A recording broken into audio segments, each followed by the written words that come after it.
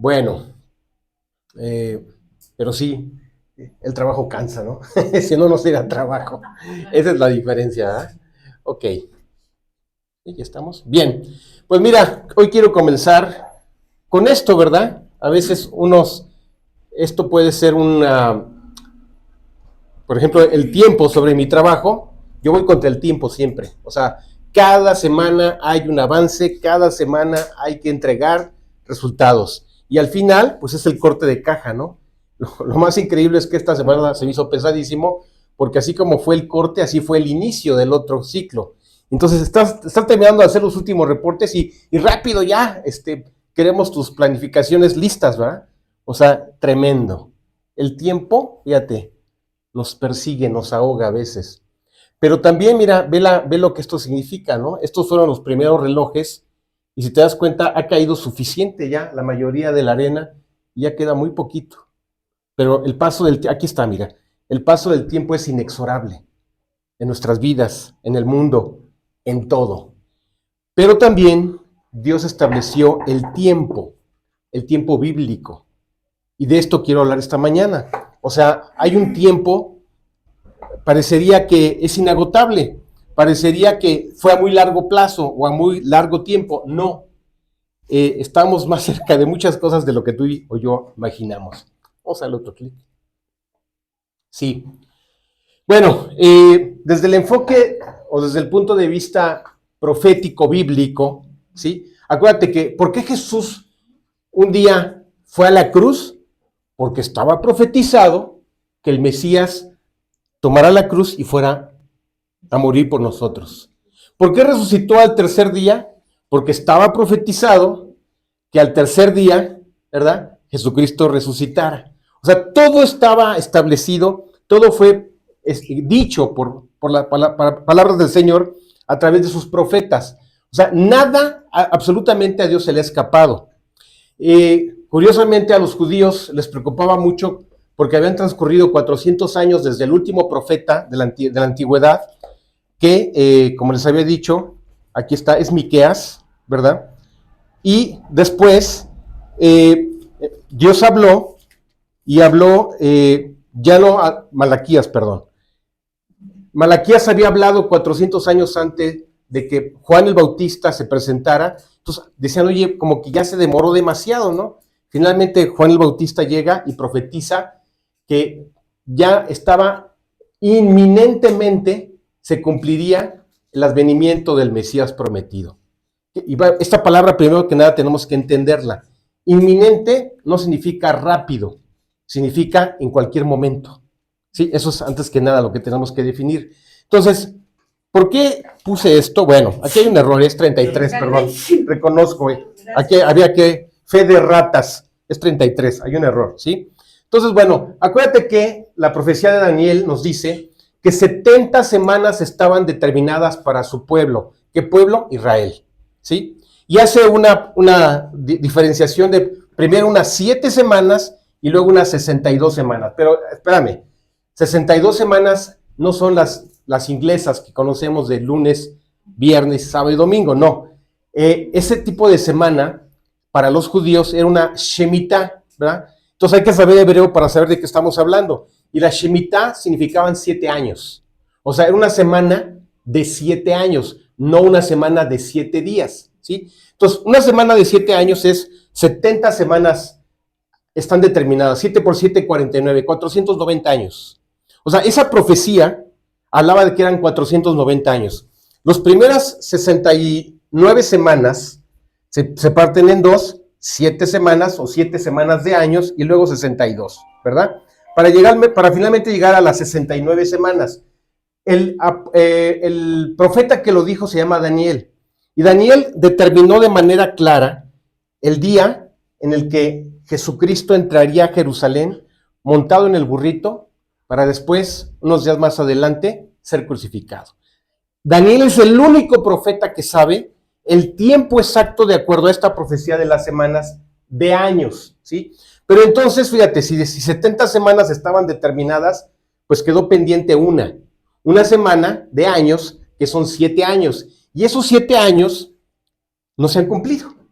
Entonces, Israel le debe 7 semanas, o Dios le debe a Israel 7 años, perdón, una semana, quiero decir, fíjate, cómo hay que tener cuidado, una semana de 7 años, es lo que quiero decir. Si son 69 y la profecía de Daniel dice que son 70, entonces falta una semana que son 7 años. ¿Hasta ahí vamos bien? Me pueden decir, oye, no te entiendo nada, me pueden hacer así, ¿eh?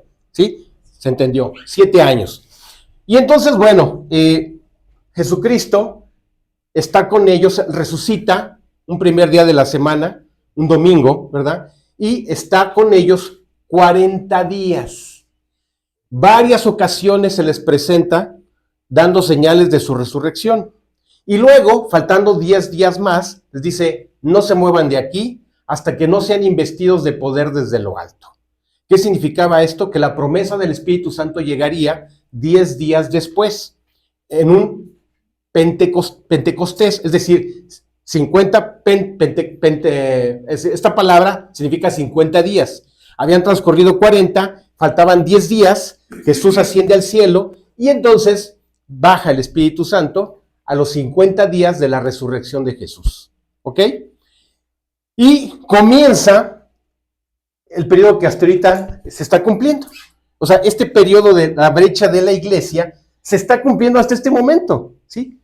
Pero también el profeta, hay muchos profetas, especialmente el profeta, aquí está, no es Jeremías, perdónenme, aquí está, Ezequiel, exactamente, Ezequiel es el profeta.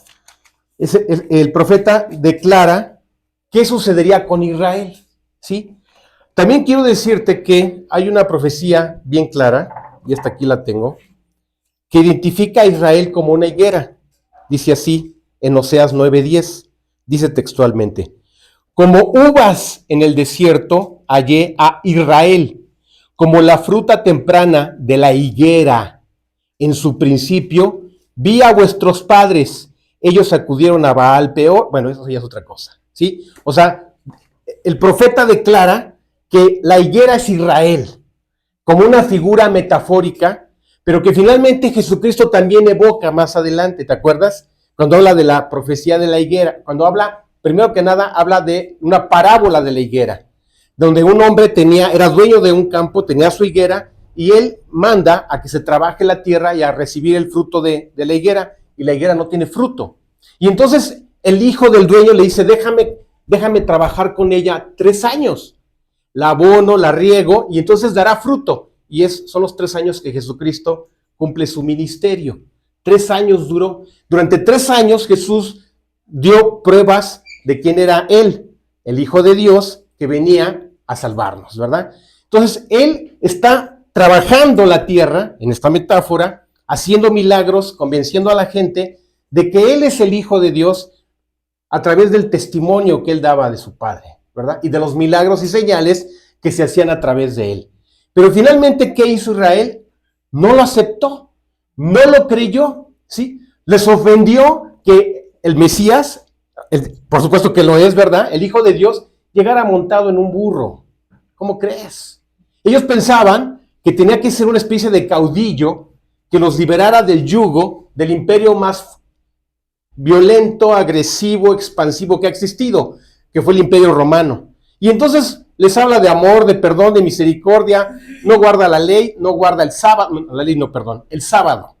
No guarda el sábado, porque la ley claro que la guardó, ¿sí? Y entonces ellos se ofenden diciendo, oye, ¿a poco tú eres el Mesías?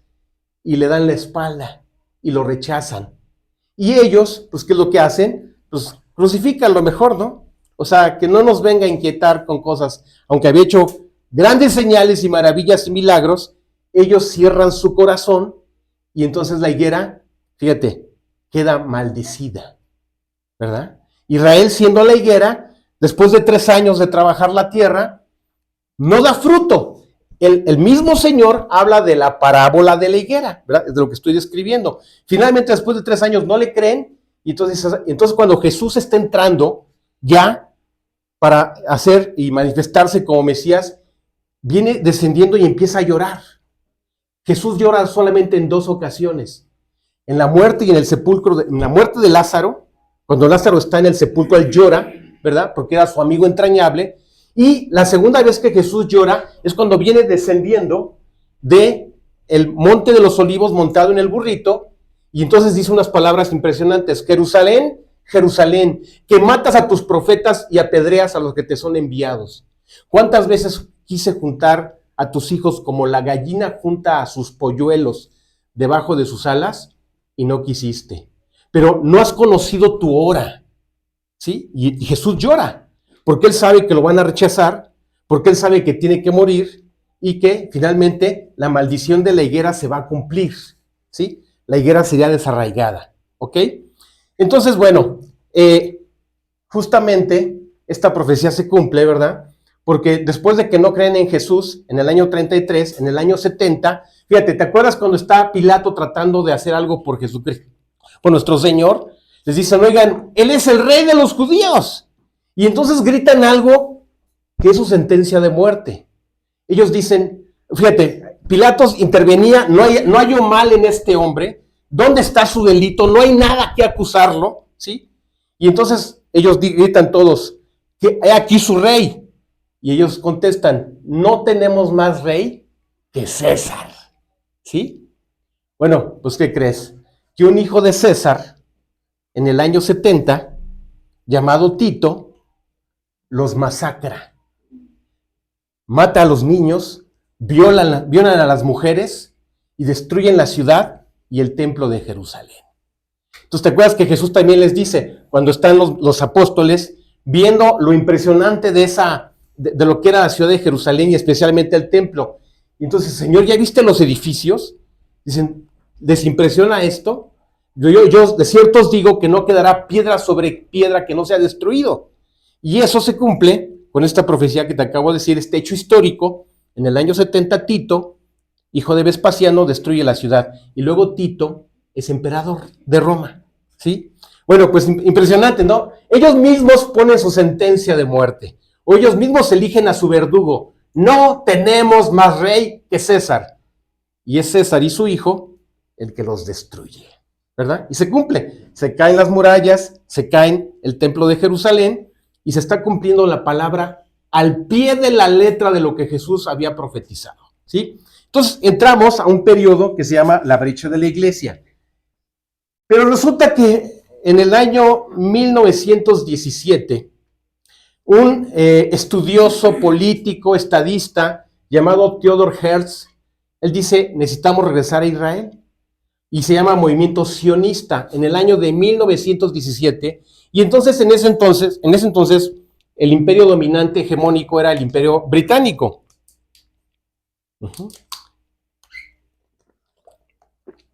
Y en el año de 1917, están dispuestos a pagar el costo de la tierra en Jerusalén. Lo que cueste te lo pagamos, ¿sí? Habían hombres millonarios, banqueros, ¿sí? Que vivían en Holanda, de origen judío, que le dicen, oye, Imperio Británico, véndenos la tierra. Digo, no hay nada, es un desierto, pero véndenos la tierra. Y ellos dan un anticipo de dinero y firman un acuerdo que es una promesa de compraventa que se llama los tratados de Belfort, ¿de acuerdo? 1917. Y ahí comienza el movimiento sionista. Este movimiento consiste en que los judíos regresaran a su tierra, de la cual casi 1800 años atrás habían sido desgarrados. Pero otra cosa, aparte de que matan, asesinan, violan, destruyen, ellos son vendidos como esclavos en todas las capitales del Imperio Romano, pero queda un reducido, minúsculo grupo que no es vendido, sino aquí tiene la libertad. Digo, salen de la tierra de Jerusalén, pero al menos tienen libertad, ¿de acuerdo? No me voy a detener tanto en la historia, porque en la Edad Media los Rothschild, que son judíos, se hacen millonarios, fundan los primeros bancos en Holanda, en Venecia, Florencia, etcétera, etcétera, ¿verdad? Y bueno, empiezan a enriquecerse nuevamente. Pero finalmente, te digo, en el año 17 hay esa promesa. Se da la Primera Guerra Mundial, ya sabemos quién gana. Se da la Segunda Guerra Mundial, ya sabemos quién ganó. Pero el 14 de mayo de 1948 se cumple. Dice, oye, te dimos un anticipo en 1917, habían transcurrido 50 años. En 1917 pagan el anticipo y en 1947 dicen, oye, ya, por favor, o sea, ¿cuánto más tenemos que esperar? Vuelven a dar así que el saldo de lo que están comprando y entonces, a través de un acuerdo con la ONU recién creada, dicen, el siguiente año van a poder declarar su estado, fundar su estado.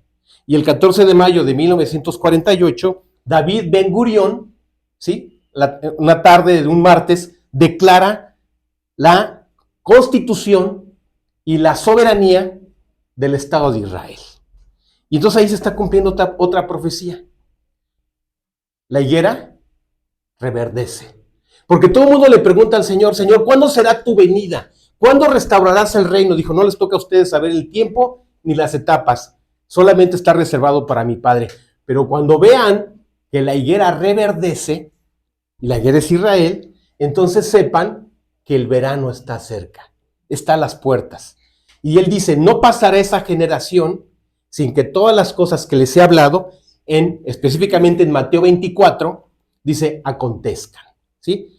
Esas son las señales del fin. Bueno, entonces imagínate que en el 48 se declara a Israel como nación, y justamente el año, unos meses adelante, en el 49, Israel sufre su primer guerra contra los árabes. ¿Y sabes qué? Esa incipiente nación que tenía poca gente, sí tenía recursos, la verdad es que sí, derrota a los países árabes. Esa es una de la guerra de independencia se llama. Pero luego transcurren los años y en junio de 1967, los países árabes, la Liga Árabe, comandados a la cabeza estaba Egipto, ¿verdad? Nasser se llamaba el presidente egipcio. Él dice, vamos a tomar nuestra tierra y quieren ir a destruir y bloquean el canal de Suez, nadie puede pasar, entonces se hace un desorden y entonces Israel de manera preventiva, antes de que lo ataquen varias naciones, Egipto, Jordania, Siria, Líbano e Irak, son 5 naciones. Dicen, vamos a hacer un ataque preventivo y una mañana de domingo, un 5 de junio, no es domingo, es un lunes, es decir, son 6 días, ¿sí? Antes del sábado, ¿sí? Ellos deciden hacer una incursión aérea y antes de que los aviones despeguen de los aeródromos egipcios, sirios y jordanos, ellos están destruyendo como 10 aviones Mirage franceses, están destruyendo a todos los que están estacionados en las bases aéreas. Y eso nunca había sucedido en la historia, ni en la Segunda Guerra Mundial se había logrado eso, ¿sí? Ni siquiera habían despegado. Entonces, en 6 días, ellos ponen a raya a 5 naciones, las que ya te mencioné, Jordania, Egipto, Libia, Irak y Siria. 5 naciones, ¿sí? Y finalmente, ¿qué sucede? ¿Cuál es el resultado de ese triunfo de esa guerra? Que siendo el 6º día, curiosamente, entre comillas, siendo el día de reposo, un viernes a las 5 de la tarde, ellos llegan al muro de los lamentos, se quitan los cascos, tocan el muro y empiezan a llorar. Esto es nuestro. Y el muro de los lamentos no es el templo de Jerusalén, es el atrio oriental porque todo había quedado destruido. Y recuperan parte del dominio de la ciudad. Pero en 1973, ¿verdad? Hay una guerra llamada la Guerra del Yom Kippur, y entonces se le dejan ir los mismos 5 países que te acabo de decir, donde aparentemente recuperan solamente la península del Sinaí, pero los altos del Golán, fíjate, ¿por qué están ellos allí? Porque se da el ataque de tanques que ni Hitler se imaginó en su vida, ¿verdad? Los Tiger o los Panzer alemanes no se les hacía daño. Bueno, pues ellos, con tanques de la Segunda Guerra Mundial, neutralizan ya no los Panzer ni los Tiger alemanes, sino son tanques de fabricación soviética. Pero ellos tienen la ventaja de que el tanque venía avanzando por la colina y ellos estaban abajo y tan pronto veían cómo el tanque avanzaba, ¡pum! Y así, como patitos de feria, así, perdóname, los iban derrotando. En 1973, les quitan la península del Sinaí, que habían ganado en 1967, pero ellos tienen y se apoderan de los altos del Golán, ¿sí? 1973. Estoy hablando de historia y de geopolítica, pero estamos hablando del periodo de la gracia o la brecha de la iglesia. Y en el año 2017, Donald Trump le declara al mundo que Estados Unidos reconoce a Jerusalén como la capital única e indivisible del Estado judío y pone su embajada, justamente 100 años después de los tratados de Belfort, que había firmado el primer ministro inglés y Theodor Herzl, que es el padre del sionismo, ¿de acuerdo? 100 años habían transcurrido. Pero resulta que el 7 de octubre del año 2023, o sea, vamos a hacer un año, estaban haciendo un festival de rock o de música, y entonces el grupo terrorista Hamas, ahí, si me detengo mucho, me va a costar mucho, pero bueno, sí te lo voy a decir. ¿Por qué? Fíjate, Palestina como tal es un invento. ¿Por qué es un invento? Porque Palestina, el nombre Palestina se lo dio el Imperio Romano. Después de que saquea, viola, mata y destruye y saca a los judíos de esa tierra, ¿cómo se llama esa tierra? Filistín o Palestín o Palestina. Pero ahí se les ocurrió llamarle así, ¿sí? Los originales filisteos no eran árabes, era un pueblo que había llegado de una isla que se llama Creta y se habían establecido allí. Esa nación ya no existe. Pero ¿cuál fue el resultado? Bueno, la gente que habitaba cuando el Estado de Israel se funda es una mezcla de egipcios, jordanos, que como tal no se llamaba, eran árabes, es lo que quiero decir. Eran principalmente egipcios, sirios y libaneses que estaban ahí metidos, ¿verdad? Y entonces, fíjate, en el momento en que se decide hacer la repartición del territorio, la corona británica da una porción enorme, porque así le conviene, a una nación que no existía, que hoy se llama Jordania, ¿sí? Entonces, ellos se quedan con la mayor parte, y de hecho le quitan parte de los territorios de lo que fue el reino de David, para generar una nación que se llama Jordania y hasta a su rey se lo dan, ¿verdad? Y él se convirtió en el enemigo que tuvo en la guerra del 67 y en la guerra de 1973. Bueno, nada más eran detalles. Pero finalmente, Israel es un estado, es una nación, tiene capital, ¿sí? Y es una de las pocas democracias del Medio Oriente. Tiene un crecimiento, fíjate, del 100% de premios Nobel que se han otorgado, más o menos el 45-50% son judíos, los que son propietarios o acreedores al premio Nobel, ¿sí? Tecnológicamente están desarrolladísimos, pero bueno, lo que te quiero decir es que ese domingo 7 de octubre del año 2023, los palestinos, ¿verdad?, se dividieron en dos. Por un lado está Cisjordania, ¿verdad?, que es una democracia conservadora, no, democracia no, es un grupo político, ¿verdad?, más tranquilo, pero del lado de lo que es la franja de Gaza, ahí se establecieron el grupo Hamas, ¿sí? El grupo Hamas es un grupo terrorista, y fue ese grupo Hamas el que entró y tomó rehenes. No hay niños, ¿verdad? No.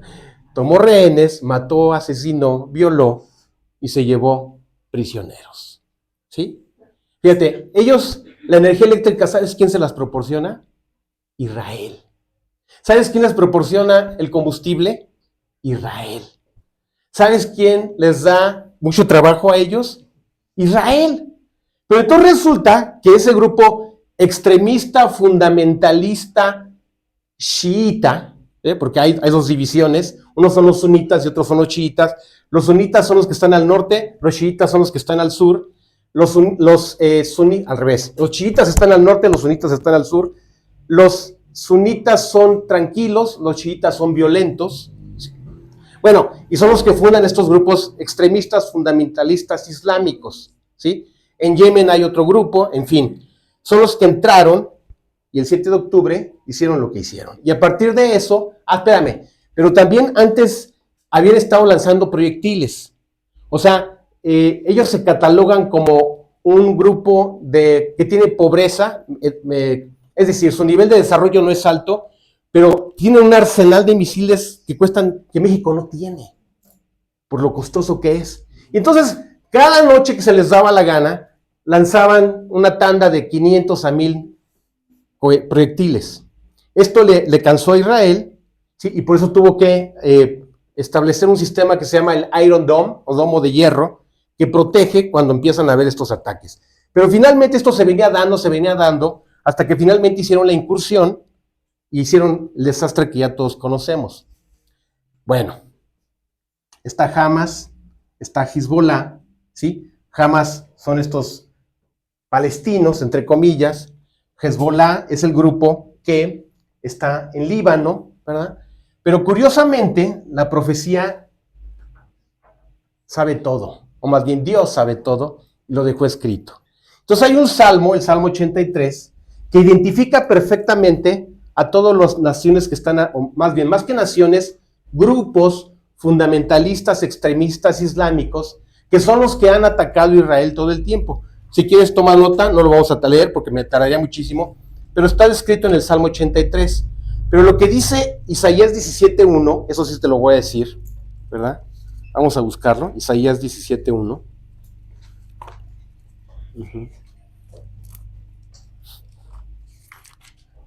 Dice así, Isaías 17.1. ¿Lo tienes, Marianita? Sí. A ver, ¿lo quieres leer? Profecía sobre Damasco. Ajá. Profecía sobre Damasco. He aquí que Damasco dejará de ser ciudad y será montón de ruinas. Damasco es la capital de Siria. Y entonces esa profecía está diciendo que en algún momento Damasco será destruida. ¿Sí? Bueno, esto es lo que dice. Pero finalmente, como se los he venido diciendo, así como hubo un heraldo que preparó el camino del Señor y predicó desde el desierto, ¿sí? Haciendo esa comparativa, fíjense, el rapto, el arrebatamiento o rapto, también está profetizado, ¿verdad? Jesús, dijo Pablo, ¿verdad? He aquí os digo un secreto, no todos dormiremos, pero todos seremos transformados, ¿verdad? Déjame llegar a Tesalonicenses, ahorita te lo digo. Ahorita les digo con precisión. Es Primera de Tesalonicenses 4, y dice así, voy a leer desde el 13. Tampoco queremos, hermanos, que ignoréis acerca de los que duermen, para que no os entristezcáis como los otros que no tienen esperanza. Porque si creemos que Jesús murió y resucitó, así también traerá Dios con Jesús a los que durmieron en él. Por lo cual os decimos esto en palabra del Señor, que nosotros que vivamos, que habremos quedado hasta la venida del Señor, no precederemos a los que durmieron, porque el Señor mismo, con voz de mando, con voz de arcángel y con trompeta de Dios, descenderá del cielo, y los muertos en Cristo resucitarán primero. Luego nosotros, los que vivimos, los que hayamos quedado, seremos arrebatados juntamente con ellos en las nubes, para recibir al Señor en el aire, y así estaremos siempre con el Señor. Por tanto, alentaos los unos a los otros con estas palabras. O sea, esto que está marcado aquí, es rapto o arrebatamiento, está profetizado acá, ¿sí? O sea, Jesucristo, metafóricamente es el novio, y nosotros somos la novia. Entonces, como el novio ama a la novia, va a guardarla de la hora de juicio que ha de venir sobre el mundo entero. Porque es su novia, no es su prometida y es su novia, pero aún no se ha casado con ella. Entonces no va a permitir que nadie la toque, porque es por quien entregó su vida, es a quien redimió, ¿sí? Es a quien le dio la salvación, y hasta este momento tú y yo escuchamos su palabra, escuchamos su voz, como si fuera una carta que el novio le escribe a la novia, pero le ha dicho que la ama, que la cuida, que es su tesoro, que es su vida, que es su amor. pero no la quiere de novia, la quiere para sí, como su esposa. Y entonces eso se llama las bodas del Cordero. Entonces por eso estamos esperando esto, el rapto o arrebatamiento de la iglesia. ¿Sí? Claro, para que esto suceda, para que tú y yo nos vayamos, tienes que estar perfectamente seguro si Cristo vive en tu corazón. El día que lo aceptaste en tu corazón y desde que Él vive allí, Él allí está. Y entonces tú le perteneces como novia, pero quiere que tú seas su esposa. Es una metáfora, ¿sí? Bien, ¿y por qué? ¿Por qué utilizó esto? Porque es en el momento en que el varón le dice, es contigo y es para siempre. Es la persona que yo he elegido, que yo elegí para que seas mía, para que seas mi compañera y para poder disfrutar el amor sin límites. Para eso, por eso quiere que sea su esposa, utilizando esta metáfora, ¿ok? Bien, entonces eso es lo que estamos esperando, pero después de esto van a venir la semana que está pendiente, la semana que no son días, sino años, 7 años. Esos 7 años están comprendidos aquí y esta es la semana 70, ¿sí?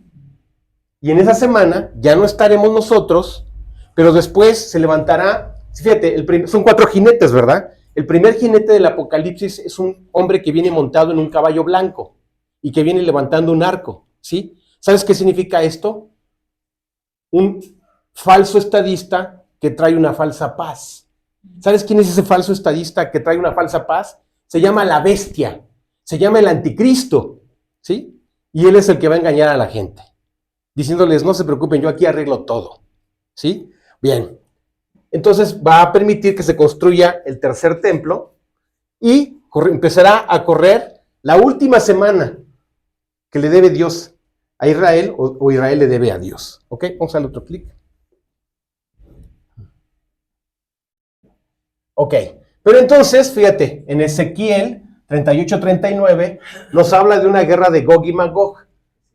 Hemos entendido perfectamente que Gog y Magog es Rusia y es el príncipe o el gobernador que esté gobernando Rusia. Es Gog y Magog, ¿de acuerdo? Otro clic, por favor.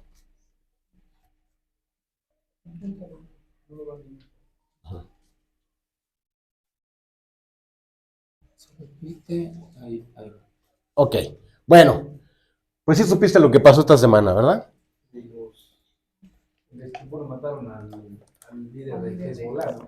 Sí, se llama Hassan Nasrallah. ¿Sí? Lo eliminaron, ¿de acuerdo? Y entonces esto, ¿qué está haciendo? Está preparando una gran guerra que se va a dar como la guerra que se dio en junio de 1967. Y todos los países que son alrededor y los grupos extremistas fundamentalistas islámicos se van a dejar ir como si fuera un cordero que está rodeado de lobos, ¿verdad? Así es, la guerra del Salmo 83 es lo mismo que sucedió, ya lo dije, en la guerra de los 6 días en 1967. Israel, por sus propios medios, con su propia tecnología, los va a destruir a todos. Y el término de esa guerra será la destrucción de la ciudad de Damasco. ¿De acuerdo? Vamos a ver otro clic. Y también ciudades del Líbano, Tiro y Sidón. ¿Sí? Entonces aquí empieza a haber ya protagonistas. Principalmente estamos hablando del Líbano, en el cual se está calentando la guerra con ellos, ¿verdad? O sea, se hablaba incluso que iban a entrar ya las tropas de Israel en el territorio líbano. Y Siria, fíjate, rápidamente, porque, bueno, es mi materia, pero no debo detenerme tanto. Siria es un país muy especial. Las dos únicas bases que Rusia tiene fuera de su territorio, uno es una base naval que se llama Tartus, y la otra es una base aérea militar que se llama Tartus y... ¡Ay! Se me fue el nombre. Es árabe. Ahorita me acuerdo. Se me fue el nombre. Pero la base se llama Tartus, ¿de acuerdo? ¿Alejandría? No, Alejandría es Egipto. No, para nada. Ok, bien. Vamos a darle otra vez. Ok, entonces aquí está. Gog y Magog es Rusia y su gobernante. Vamos. Irán. ¿Otra otro más? Ok, fíjate.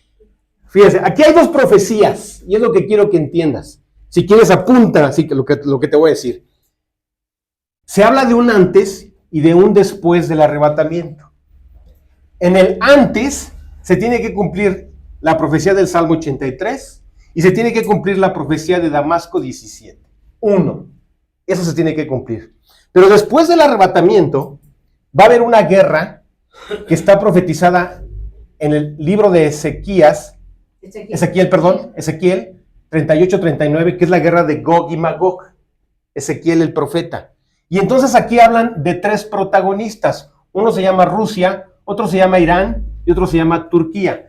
Claro, no le dice como tal Irán, le dice los medos o los persas, ¿sí? Así se llamaba antes Irán. Y no le dice Turquía, le dice Togarma, así se le menciona en la Biblia, ¿sí? Y no le dice Rusia, le dice Gog y Magog, ¿de acuerdo? Para que entendamos.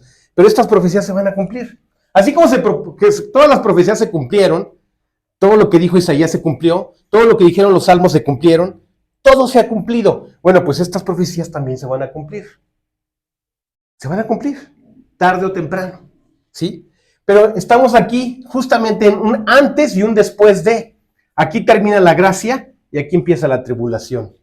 En el momento en que se dé el rapto o arrebatamiento, ¿sí? Pero espérame, cuando habla Ezequiel de la guerra de Gog y Magog, no menciona a nada de estos.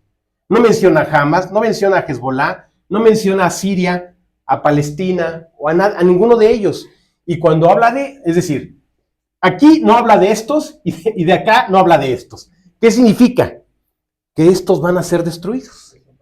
Van a desaparecer. Porque finalmente todos estos grupos, Hezbollah, Hamas, la yihad islámica, se dice así, proxies, o sea, son títeres de Rusia, Irán y Turquía. Los patrocinadores principalmente es Irán, y la tecnología de guerra la pone Rusia, y también mucho dinero lo pone Turquía. ¿Sí? Y estas son las dos profecías, que se te quede bien grabado esto, ¿ok? Lo que sí vamos a ver va a ser esto, pero esto, si tú eres hijo de Dios y tienes a Cristo en tu corazón, ya no lo veremos. Lo verá la generación que no haya aceptado a Cristo en su corazón como su Salvador. Vamos a darle otro clic. Aquí está lo que te había explicado. La guerra de independencia en el 49, la guerra de los 6 días en el 67, la guerra del Yom Kippur en el 73, y luego, aquí están los años, ¿verdad? Pero a partir del 7 de octubre del año 2023, Hamas metió su nariz, luego le siguió Hezbollah, así en esa línea, pues culminará en una guerra. Pero espérame, algo que se me está pasando. Me vas a decir, oye, ¿y entonces quiere decir que estamos, qué, a días, semanas? No, espérame. Cuando Moisés y los profetas, y también el mismo Juan el Bautista profetizaban, lo daban con toda la seguridad y la certeza, pero nadie nunca se atrevió a decir una fecha. Que eso quede claro. O sea, ¿qué te estoy diciendo? Que depende de ti y depende de mí entender cuál es el tiempo el que estamos viviendo. No vengo a alarmarte ni vengo a espantarte de nada. Puedes checar estos pasajes y tú sacas tus conclusiones. Pero entendemos que así como Juan profetizó, ¿sí? Y finalmente se cumplió la profecía, cuando Cristo es bautizado en el Jordán, ¿verdad? Y el Espíritu Santo desciende en forma corpórea, cuando finalmente lleguemos a esto, al Salmo 83, ¿qué crees? Es como cuando una mujer va a alumbrar. Está embarazada, empieza a haber muchos cambios, ¿verdad? Empiezan las semanas a transcurrir, pero de repente la criatura, sabemos que está embarazada la mujer, y entonces en la víspera del alumbramiento, la criatura, de estar así, en posición fetal se llama, hace un viraje y se pone en salida, ya, en posición de salida, ¿verdad? Entonces, por supuesto que esto va a ser detonador, y ahí empezarán los dolores de parto. De hecho, así lo dice el Señor. Y cuando vienen las contracciones, ya no hay nada sobre esta tierra que detiene las contracciones, ¿verdad? Viene el alumbramiento. Entonces, ¿de qué estamos hablando? Sabemos que la mujer está embarazada, por supuesto que está embarazada, utilizando esta metáfora. Claro que está embarazada. Pero, ¿en qué posición está ahorita el niño? ¿Posición fetal? Yo pienso que no. Yo pienso que el niño ya está dando la vuelta. Es esto que estamos viendo, Hamas, Hezbollah, para que finalmente cuando ya se dé la guerra del Salmo 83, lo que sigue, y la destrucción de Damasco, lo que sigue en forma inmediata es el rapto. Será inminente. O sea, no hay mucho tiempo ya del cual podamos hablar. Pero insisto, la geopolítica, las guerras, a veces se han detenido. Y a veces se han dado más pronto que tarde. ¿Sí? No sabemos cuál es el tiempo, pero sí lo que se trata es saber el mapa, la ruta, para que no te tome por sorpresa. De eso estamos hablando esta mañana. Vámonos, por favor. Ok, entonces, justo a la mitad de la semana 70, de la última semana, 7 años, a los 3 años y medio, el anticristo, que parecía que era una muy buena persona, que había logrado la paz, que les había permitido a los judíos restaurar su tercer templo y que y que sería el autor, o más bien el estadista que detendría la Tercera Guerra Mundial, ¿verdad? Resulta que se quita la máscara y les dice, pues, ¿qué creen? Adivinen quién soy. Y se quita la máscara. Y entonces, fíjate, los judíos están seguros que ese estadista que les permite levantar su tercer templo y evita una guerra, hace la paz con todos, prometiéndoles paz y seguridad, se quita la máscara y se dan cuenta, ¿sabes quién es? Un enviado del Satanás. Y entonces él empieza a perseguir a los judíos. ¿Sí? Pero estamos hablando de esos 7 años, a la mitad, 3 años y medio. ¿Ok? Vámonos, por favor. Y entonces Israel huye al desierto y ahí se refugia, ¿va? Vámonos. Y finalmente, el término de esa gran tribulación, fíjate, grábate esto también, son sellos, trompetas y copas, 7 veces, 3 por 7, 21. Pero también hay rayos y truenos. Juan va a escribir y le dice, no escribas nada, detente.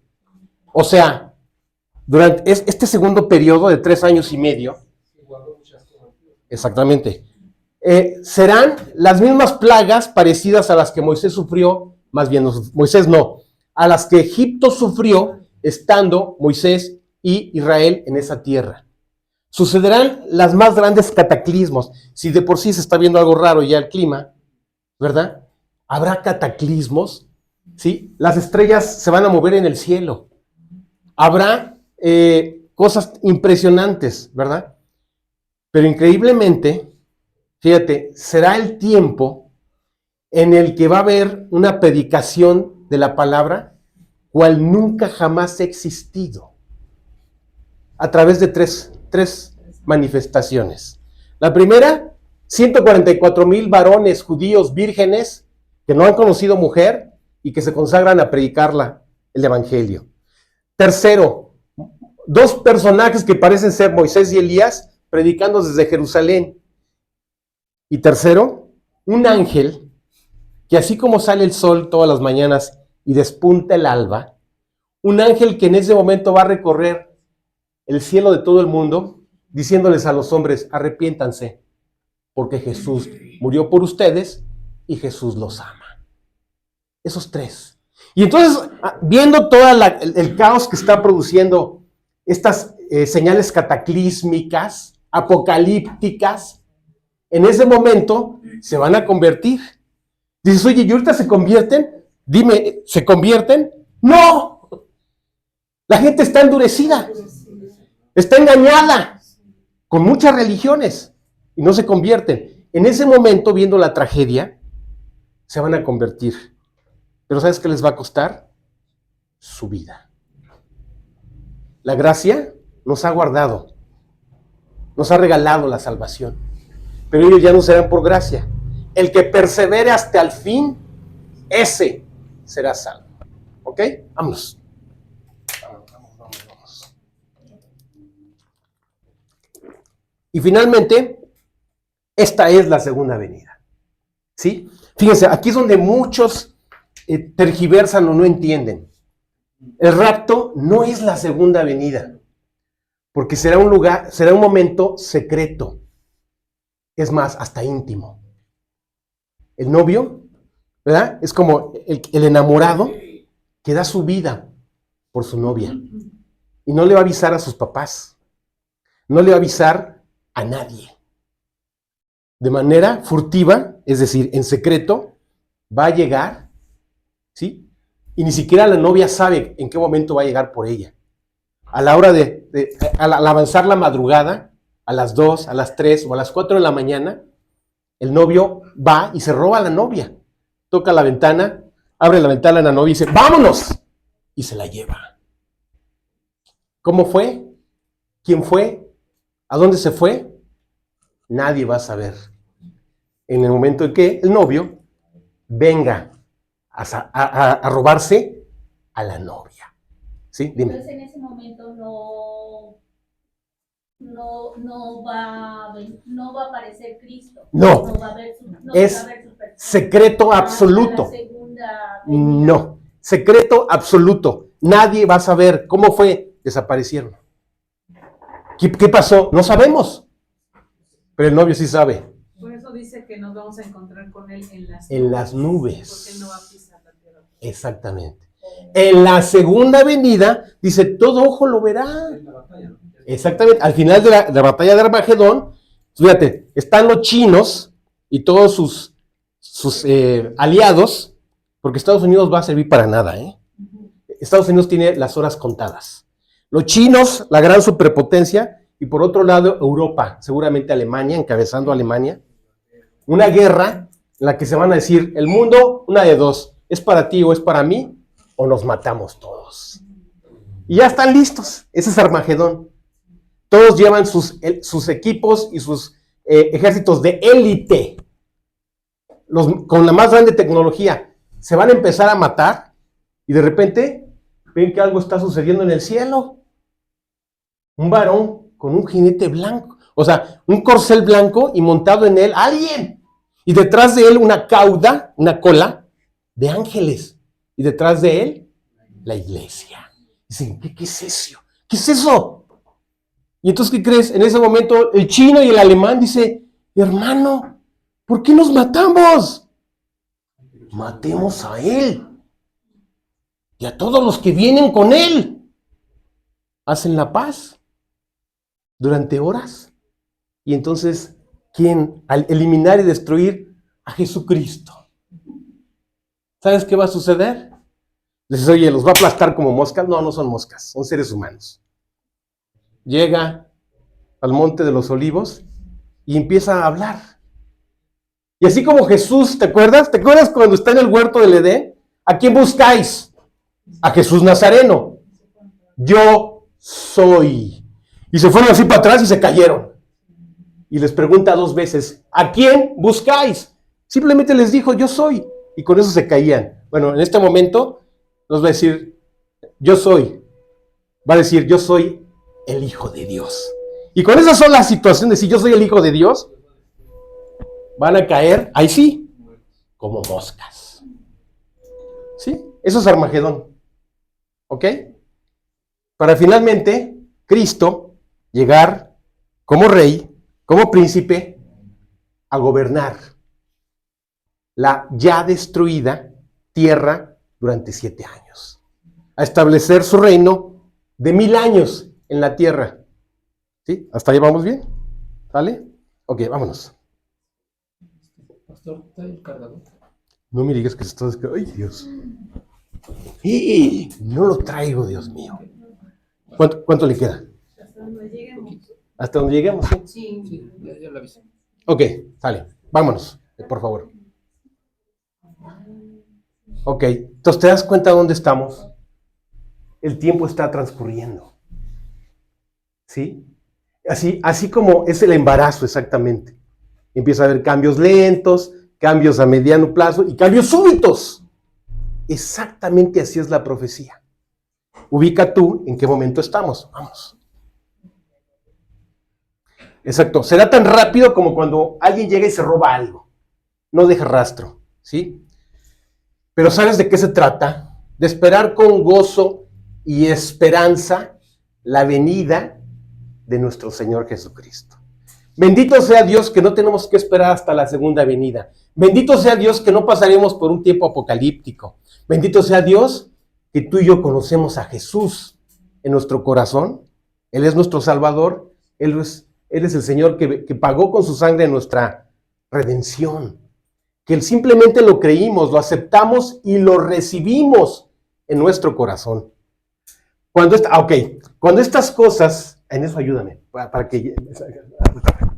Cuando estas cosas comiencen a suceder, fíjate, erguíos y levantad vuestra cabeza, porque vuestra redención está cerca. No es para que te mueras de miedo, no es para que entres en pánico. Si tienes a Cristo en tu corazón, descansa en eso. Solamente Dios nos va a pedir 3 actitudes que ahorita vamos a ver. Si tú ya tienes a Cristo, ¿sabes de quién se te debes de preocupar? De los que no lo conocen. Porque si tú y yo vamos a ser guardados, ellos no. Ellos van a ser engañados, van a ser maltratados y van a sufrir 21 cataclismos, 3 por 7, 21, más 7 que están reservados. Terribles, ¿verdad? Si el calor de este previo al verano nos inquietaba, no nos dejaba dormir en la noche, ¿te imaginas que esté al doble de temperatura? Nadie va a descansar. Nadie de los que se queden. ¿Ok? Entonces, aquí están la actitud que debemos tener. Y esta es la razón de este estudio. Tenemos que verlo con urgencia, debemos ser diligentes y debemos tener amor. ¿Sí? ¿Qué significa esto? La urgencia es que, ¿verdad? Cuando hay que pagar la tarjeta, urge pagar la tarjeta. Cuando hay que pagar el servicio de agua o de luz, urge porque lo van a cortar. ¿Ya? Cuando hay que pagar la letra o la mensualidad de la hipoteca, úrgela porque nos van a cobrar intereses. ¿Verdad que ese concepto lo entendemos perfectamente? Entrégame ya, porque si no, no te asigno a tu siguiente grupo, así me dicen a mí, ¿verdad? Urge que entregues tu reporte. Ese concepto nos queda claro toda la vida. Pues, ¿qué crees? Que si hay una urgencia espiritual. No podemos estar en la negligencia, en la apatía, en la indolencia. Hay una urgencia espiritual. Luego dice diligencia. ¿Qué es la diligencia? Lo que hagas, hazlo y hazlo bien. Y hazlo de manera progresiva, sistemática. Comienzas y hasta que termines. Diligentemente. ¿Cuántas horas te va a llevar? Me dice el amigo, oye, ¿en cuánto tiempo entregas? Porque ya vamos contra el tiempo. Yo calculo, caray, dame 2 horas. Y entonces en 2 horas no puedo levantarme a nada. Estoy concentrado, haciendo diligentemente mi trabajo. Cuando estás en un examen, creo que es el momento, así todos lo vivimos, ¿no? O te concentras o simplemente no vas a contestar el examen.